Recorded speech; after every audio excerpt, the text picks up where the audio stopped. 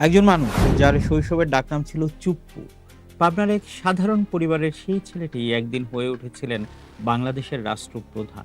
কিন্তু যে মানুষটি বঙ্গভবনের সবচেয়ে মর্যাদাপূর্ণ কক্ষে বসেছিলেন, তাকেই শেষ পর্যন্ত নানা বিতর্ক, রাজনৈতিক চাপ এবং নাটকীয় ঘটনা প্রবাহের মধ্য দিয়ে সেই বঙ্গভবন ছাড়তে হলো।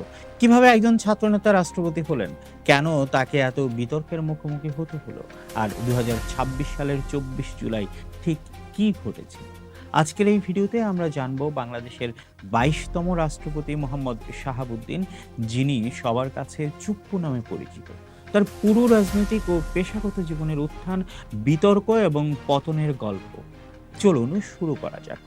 ১৯৪৯ সালের ১০ ডিসেম্বর পাবনা শহরের শিবরামপুরের একটি সম্ভ্রান্ত মুসলিম পরিবারে জন্মগ্রহণ করেন মোহাম্মদ শাহাবুদ্দিন। তার বাবা শরফুদ্দিন আনসারী এবং মা ছিলেন খায়রুন্নেসা। পরিবারের সবাই আদর করে তাকে ডাকতেন চুপ্পু নামে। পাবনার রাধানগর মজুমদার একাডেমি থেকে ১৯৬৬ সালে এসএসসি পাশ করার পর তিনি ভর্তি হন পাবনা এডওয়ার্ড কলেজে। আর এই কলেজ জীবনই তার রাজনৈতিক ভবিষ্যতের ভিত্তি গড়ে দেয়। তৎকালীন সময়ে বঙ্গবন্ধু শেখ মুজিবুর রহমানের আদর্শে অনুপ্রাণিত হয়ে তিনি ছাত্রলীগে যোগ দেন। খুব অল্প সময়ের মধ্যেই তিনি হয়ে ওঠেন পাবনার অন্যতম পরিচিত ছাত্রনেতা। ১৯৬৭ থেকে ১৯৭০ সাল পর্যন্ত এডওয়ার্ড কলেজ ছাত্র সংসদের জিএস এবং পরে ভিপি হিসেবে দায়িত্ব পালন করেন। একই সময়ে তিনি পাবনা জেলা ছাত্রলীগের সাধারণ সম্পাদক এবং পরে সভাপতির দায়িত্ব পালন করেন। ১৯৬৯ সালের গণ অভ্যুত্থান এবং ১৯৭০ সালের নির্বাচনের সময় আওয়ামী লীগের সংগঠনকে শক্তিশালী করতে তিনি রাজপথে সক্রিয় ভূমিকা রাখেন। এরপর আসে ১৯৭১, মুক্তিযুদ্ধ শুরু হলে তিনি পাবনা জেলার স্বাধীন বাংলা ছাত্র সংগ্রাম পরিষদের আহ্বায়ক হিসেবে দায়িত্ব পালন করেন। পরে মুজিব বাহিনী বা বিএলএফ এর সদস্য হিসেবে মুক্তিযুদ্ধে অংশ নেন। স্বাধীনতার পর তিনি রাজশাহী বিশ্ববিদ্যালয় থেকে মনোবিজ্ঞানে স্নাতকোত্তর এবং পরে আইন বিষয়ে এলএলবি ডিগ্রি অর্জন করেন। কিন্তু এরপরেই বাংলাদেশের ইতিহাসে নেমে আসে সবচেয়ে অন্ধকার অধ্যায়, ১৯৭৫ সালের ১৫ই আগস্ট। বঙ্গবন্ধু শেখ মুজিবুর রহমানের সপরিবারে নিহত হওয়ার পর যার প্রতিবাদে রাস্তায় নেমেছিলেন প্রথমেই, তাদের মধ্যে শাহাবুদ্দিন চুপ্পুও ছিলেন। এর ফলে তাকে ভোগ করতে হয় তৎকালীন সামরিক সরকারের সময় তাকে গ্রেফতার করা হয় এবং প্রায় ৩ বছর কারাগারে থাকতে হয়। সেই সময়ে তিনি নির্যাতনের শিকার হয়েছেন বলেও বিভিন্ন জীবনীমূলক তথ্যে উল্লেখ রয়েছে। কারাগার থেকে মুক্তি পাওয়ার পর তিনি রাজনীতির পাশাপাশি বেছে নেন বিচার বিভাগকে। ১৯৮২ সালে বিসিএস এ বিচার ক্যাডারে যোগ দেন তিনি। দেশের বিভিন্ন জেলায় মুনসেফ, সাব জজ এবং জেলা দায়রা জজ হিসেবে দায়িত্ব পালন করেন। ১৯৯৫ সালে নির্বাচিত হন জুডিশিয়াল সার্ভিস অ্যাসোসিয়েশনের মহাসচিব হিসেবে। এরপর ১৯৯৬ সালে আওয়ামী লীগ সরকার ক্ষমতায় এলে বঙ্গবন্ধু হত্যা মামলার বিচার কার্যক্রমে আইন মন্ত্রণালয়ের বিশেষ কর্মকর্তা এবং সমন্বয়কারী হিসেবে গুরুত্বপূর্ণ দায়িত্ব পালন করেন। ২০০৬ সালে জেলা জজ হিসেবে অবসর গ্রহণ করেন তিনি, কিন্তু অবসরের পরও রাষ্ট্রীয় দায়িত্ব থেকে তিনি দূরে থাকেননি। ২০১১ সালে তাকে দুর্নীতি দমন কমিশনের কমিশনার হিসেবে নিয়োগ দেওয়া হয়। ২০১১ থেকে ২০১৬ সাল পর্যন্ত তিনি দুদকের দায়িত্ব পালন করেন। এই সময়ে আন্তর্জাতিক অঙ্গনে আলোচিত পদ্মা সেতু দুর্নীতির অভিযোগ ওঠে, যা নিয়ে তুমুল বিতর্ক সৃষ্টি হয়। বিশ্বব্যাংকের অভিযোগের বিরুদ্ধে সরকার যে অবস্থান নেয়, শাহাবুদ্দিন চুপ্পু প্রকাশ্যে সেই অবস্থানের পক্ষে ছিলেন। রাজনৈতিক বিশ্লেষকদের অনেকের মতে এই সময় থেকেই তিনি আওয়ামী লীগের শীর্ষ নেতৃত্বের আস্থাভাজন ব্যক্তিদের একজন হিসেবে আরও দৃঢ় অবস্থান তৈরি করেন। দুদকের দায়িত্ব শেষ হওয়ার পর তিনি সরাসরি আওয়ামী লীগের কেন্দ্রীয় রাজনীতিতে সক্রিয় হন। ২০২০ সালে দলটির উপদেষ্টা পরিষদের সদস্য হন। পরে প্রচার ও প্রকাশনা উপকমিটির চেয়ারম্যানের দায়িত্ব পালন করেন। ২০২২ সালের জাতীয় কাউন্সিলে নির্বাচন কমিশনার হিসেবেও দায়িত্ব পালন করেন তিনি।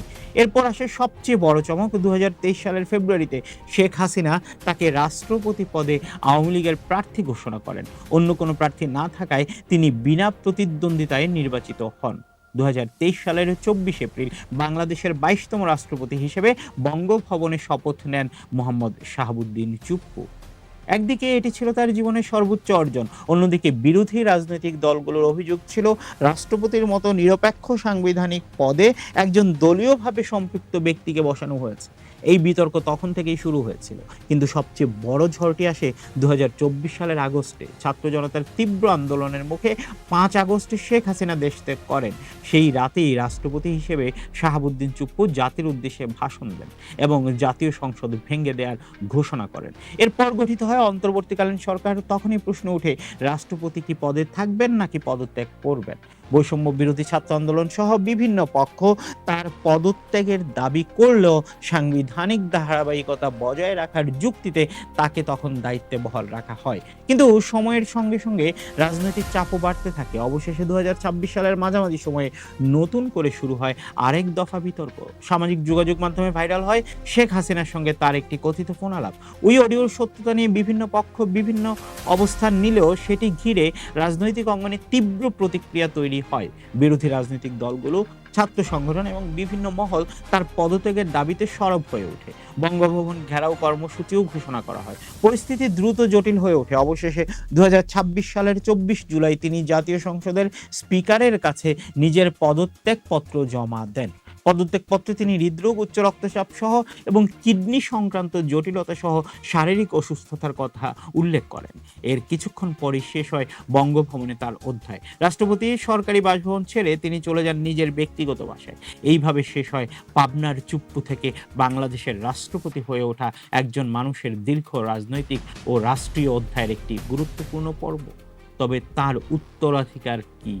কেউ বলবেন তিনি ছিলেন একজন মুক্তিযোদ্ধা, বিচারক এবং রাষ্ট্রের গুরুত্বপূর্ণ দায়িত্ব পালনকারী ব্যক্তি। আবার কেউ বলবেন তিনি ছিলেন একটি বিতর্কিত রাজনৈতিক সময়ের রাষ্ট্রপতি, যার নিরপেক্ষতা নিয়ে প্রশ্ন কখনোই পুরোপুরি থামেনি।